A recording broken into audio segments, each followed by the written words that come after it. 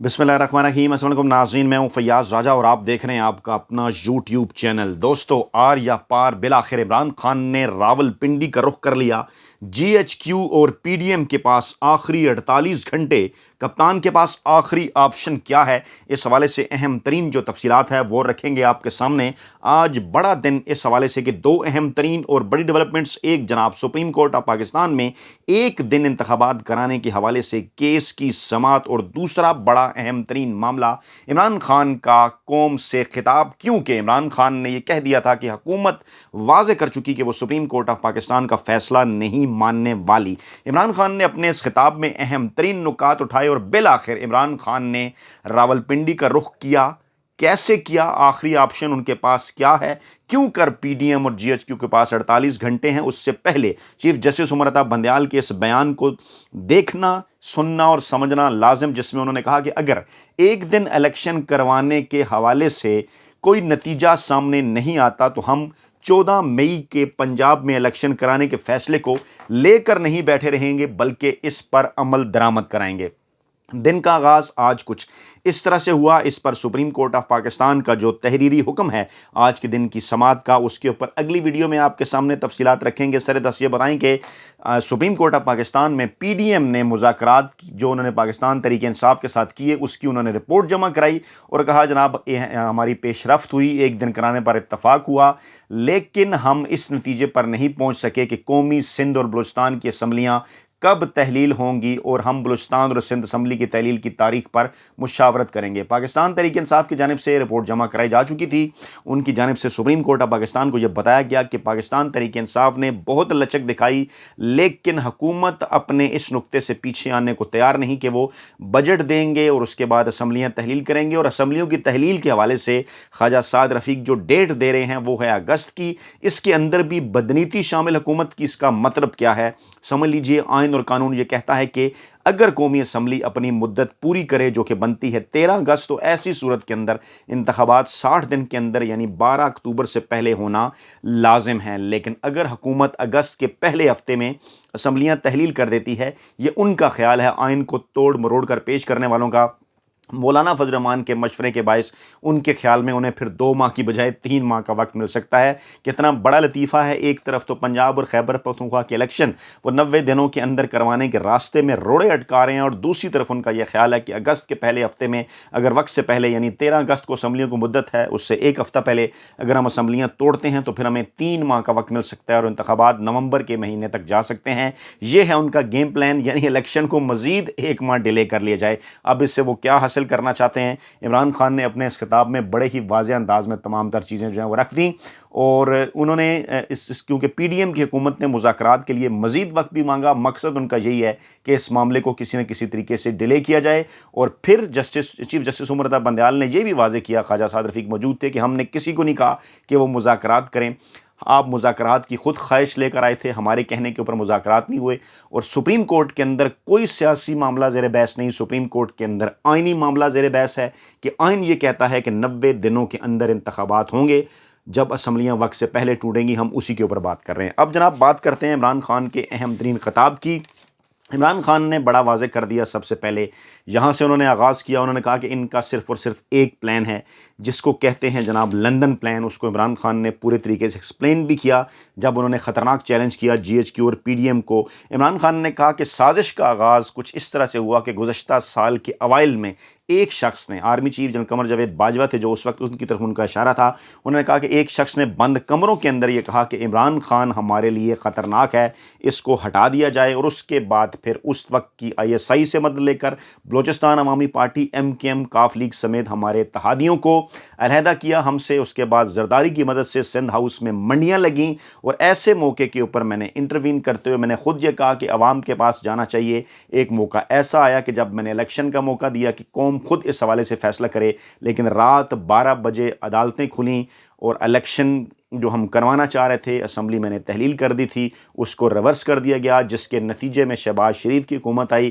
مجھے اس پر بڑی تکلیف ہوئی رات کے 12 بجے عدالتیں کھلنے پر، لیکن کوئی پورے سال کے اندر ایک شخص مجھے یہ بتا دے کہ میں نے اس فیصلے کے اوپر کوئی تنقید کی ہو یا کوئی ججز کے خلاف ایسی زبان استعمال کی ہو یا فیصلے کو ماننے سے انکار کیا ہو۔ اس کے باوجود ہم نے فیصلہ مانا اور تمام تر صورتحال ہمیں کہ نظر آ رہی تھی، اور پورے ایک سال کی تاریخ اٹھا کر دیکھ لیں کہ عمران خان نے کہا کہ میں کیا کہہ رہا تھا، کہ سٹیپ بائز کیا کچھ ہونے جا رہا ہے، اور پھر انہوں نے فیکٹس فگر کے ساتھ وہ چیز واضح بھی کی۔ لیکن پہلے آپ کو یہ بتا دیں کہ انہوں نے کہا کہ جناب مئی میں انہوں نے اس وقت یہ بہانہ بنایا جب ہمارے درمیان مذاکرات چل رہے تھے، تو انہوں نے کہا جناب ہم نے کیونکہ آئی ایم ایف کے ساتھ ڈیل کرنی ہے، گزشتہ سال مئی کی بات ہے، اپروول لینا ہے، اس لیے جناب ہم آپ سے ابھی انتخابات کے اوپر بات نہیں کر سکتے۔ سال گزر گیا، پھر مئی آ گیا، ابھی تک آئی ایم ایف سے کوئی معاہدہ نہیں ہوا، اور صورتحال اس وقت یہ ہے، عمران خان نے عدد و شمار سامنے رکھے کہ پاکستان تحریک انصاف کی حکومت اپریل 22 کے اندر جب گرائی گئی، پیٹرول کی پرائس اس وقت کیا تھی آج دیکھ لیں، ڈالر کی اس وقت پرائس کیا تھی آج دیکھ لیں، اس کے ساتھ ساتھ انفلیشن سی پی آئی اور ایس پی آئی کی جانب عمران خان نے ذکر کیا جو کہ 12.5 اور 15% تھا بالترتیب، جو کہ اس وقت 36.4 ہے جناب۔ سی پی آئی اور ایس پی آئی ہے 48.4۔ پاکستان کی تاریخ میں اتنی انفلیشن جو ہے وہ کبھی نہیں ہوئی، اور تنخواہ دار طبقہ مکمل طور پر رل چکا ہے۔ عمران خان نے یہ کہا کہ 31 ارب ڈالر زر مبادلہ تھے، 33 ارب ڈالر پاکستان کی برآمدات تھی۔ ایک سال کے اندر ان دونوں اہم ترین اشاریوں کے اندر 5 ارب ڈالر کی کمی ہو گئی، اور اس کے بعد ملک کو کس نہج پر پہنچا دیا وہ آپ کے سامنے ہے، کیونکہ کمرے کے اندر بیٹھے ہوئے ایک شخص نے یہ کہا تھا کہ جناب اسحاق ڈار کو لے کر آؤ اور شہباز شریف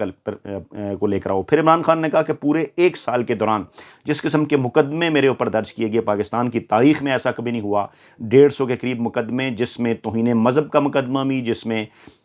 ریاست کے خلاف بغاوت کا مقدمہ بھی، جس میں کیونکہ میں نے کہا گیا کہ کیونکہ میں نے ڈرٹی ہیری کی توہین کر دی ہے، عمران خان نے مسکراتے ہوئے کہا کہ کیونکہ میں نے ڈرٹی ہیری کی توہین کر دی ہے، تو ڈرٹی ہیری کی توہین پر ریاست کے خلاف بغاوت کا مقدمہ بھی میرے اوپر درج کر دیا گیا۔ پھر عمران خان نے یہ بتایا کہ 100 روپیہ جس کا گزشتہ سال بینک میں پڑا تھا وہ کم ہو کر اس وقت 50 روپے کے برابر ہو گیا، یعنی جو چیزیں 100 روپے کی آتی تھیں وہ اب چیزیں 200 روپے کی آ رہی ہیں، تمام تر چیزیں ڈبل ہو گئیں، پیٹرول کا پرائسز، ڈالر کی قیمت، اس کے ساتھ ساتھ پاکستان میں مہنگائی۔ پھر عمران خان نے کہا کہ اب بھی ان کا کیا مقصد ہے، کیا ان کے پاس کسی قسم کا کوئی روڈ میپ ہے؟ اگر یہ کوئی روڈ میپ ہمارے سامنے رکھیں، اگر یہ کوئی ایسی چیز سامنے لے کر آئیں کہ پاکستان کے اندر یہ اکتوبر کے اندر حالات ٹھیک کر دیں گے، تو شاید میں پھر یہ بات مان جاؤں، لیکن ان کے پاس کسی قسم کا کوئی روڈ میپ نہیں ہے۔ روڈ میپ ان کا یہ ہے، وہی لندن پلان جس پر میں پہلے بھی کہہ چکا، پاکستان تحریک انصاف پر سختیاں کرو، پاکستان تحریک انصاف کو ختم کرنے کی، کرش کرنے کی کوشش کرو، عمران خان کو جیل میں ڈالو یا عمران خان کو قتل کر دو، تاکہ کسی نہ کسی طریقے سے عمران خان کو، پاکستان تحریک انصاف کو راستے سے ہٹایا جائے۔ مذاکرات کا فیصلہ نہ ماننے کا مطلب کیا ہے؟ یہی مطلب ہے کہ جب سپریم کورٹ آف پاکستان کی جانب سے یہ فیصلہ آتا ہے کہ 90 دنوں کے اندر آئین اور قانون کہتا ہے الیکشن ہوں، تو حکومت واضح طور پر اس حکم کو ماننے سے انکار کر دیتی ہے۔ سپریم کورٹ کا حکم نہ ماننے کا کیا مطلب ہوا؟ عمران خان نے اپنی قوم کو واضح کر دیا کہ سپریم کورٹ کا حکم نہ ماننے کا مطلب یہ ہوا کہ پاکستان کے اندر قانون ختم ہو چکا، بنیادی حقوق ختم ہو چکے، اور اس وقت پاکستانی عوام کے درمیان اور پاکستانی عوام کے بنیادی حقوق ختم کرنے والے مافیا اور ہینڈلرز کے درمیان راستے میں صرف اور صرف پاکستان کی عدلیہ کھڑی ہے، اور ہمیں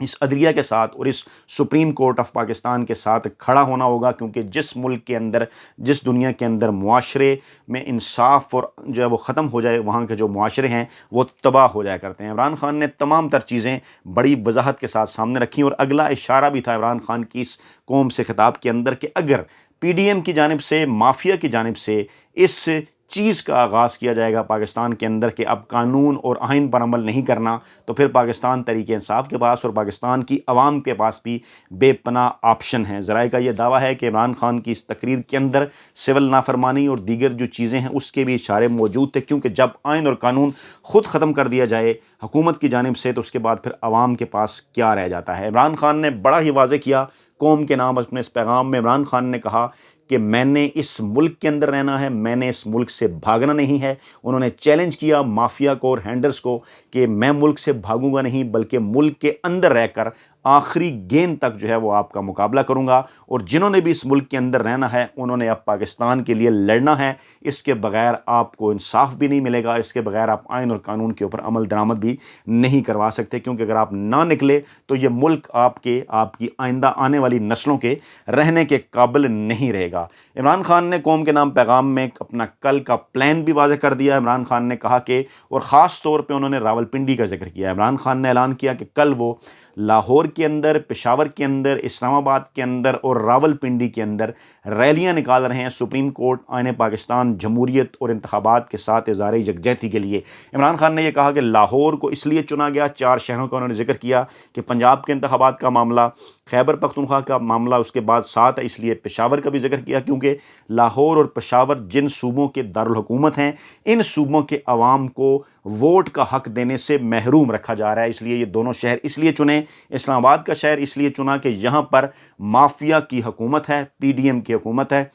راولپنڈی کا انہوں نے یہ نہیں بتایا کہ کیوں چوز کیا، لیکن راولپنڈی چوز کرنے کا مقصد کیا ہے؟ ڈیفینیٹلی عمران خان نے اس جانب اشارہ کیا کہ اسلام آباد پر اس وقت جن کی حکومت ہے، ان کے فیسیلیٹیٹرز، ان کے جو ہینڈلرز ہیں وہ راولپنڈی کے اندر موجود ہیں، جو کہ شریفوں کی ایک برسوں پرانی سرمایہ کاری ہے، جس کے نتیجے میں اس وقت ہینڈلرز جو ہے وہ مافیا کے ساتھ کھڑے ہیں اور عوام کے ووٹ کا حق روکنے کی کوشش کر رہے ہیں اور پاکستان تحریک انصاف کو روکنے کی کوشش کر رہے ہیں۔ عمران خان نے واضح کر دیا کہ ہوگا کیا کل کے اس پرامن احتجاج کے اندر۔ عمران خان نے کہا کہ لوگ بڑی تعداد میں ریلیوں کے اندر شرکت کریں، اور یہ پرامن ریلیاں ہیں جس میں آپ اپنے حقوق کے حوالے سے آواز اٹھائیں، انتخابات کے حوالے سے آواز اٹھائیں، سپریم کورٹ آف پاکستان کے فیصلے کے ساتھ کھڑے ہوں، اور جو لوگ ان ریلیوں کے اندر شرکت نہیں کر سکتے ان کے لیے عمران خان نے کہا کہ وہ گھروں سے باہر نکلیں ایک مخصوص وقت پر، شام 5:30 بجے سے لے کے 6:30 بجے کے درمیان، اور ایک مخصوص پوائنٹ پاکستان تحریک انصاف کی جانب سے آج رات شیئر کر دیا جائے گا، جو کہ آپ کے علاقے کے یونین کونسل یا کوئی مرکزی پوائنٹ ہو سکتا ہے۔ خود لکھ کر ایک جو ہے وہ آپ ایک بورڈ جو ہے چارٹ ایک تیار کر لیں، آپ کے ہاتھ میں ہونا چاہیے، اس کو آپ خود لکھ لیں اور اس کے اوپر نعرہ لکھا ہونا چاہیے۔ عمران خان نے واضح کر دیا، کارڈ پلے کارڈ رکھیں، اس پر خود آپ لکھ لیں کہ ہم جمہوریت، آئین، سپریم کورٹ اور انتخابات کے ساتھ کھڑے ہیں، اور چیف جسٹس آف پاکستان کے اس فیصلے کے ساتھ کھڑے ہیں جس کی روشنی میں پاکستان کے اندر انتخابات وقت پر، یعنی کہ جو اسمبلیاں ٹوٹ گئی ہیں 90 دنوں کے اندر ہونا چاہیے، جس کے لیے پنجاب کی 14 مئی کی تاریخ دی جا چکی ہے، اور آئندہ اس کے بعد جو ہے وہ خیبر پختونخوا کا معاملہ بھی پاکستان تحریک انصاف نے سپریم کورٹ میں لے جانے کا اعلان کیا ہے۔ اپنا بہت خیال رکھیے گا، دعاؤں میں یاد رکھیے گا۔ نئی ویڈیو کے ساتھ جلد حاضر ہوں گے۔ اللہ نگہبان۔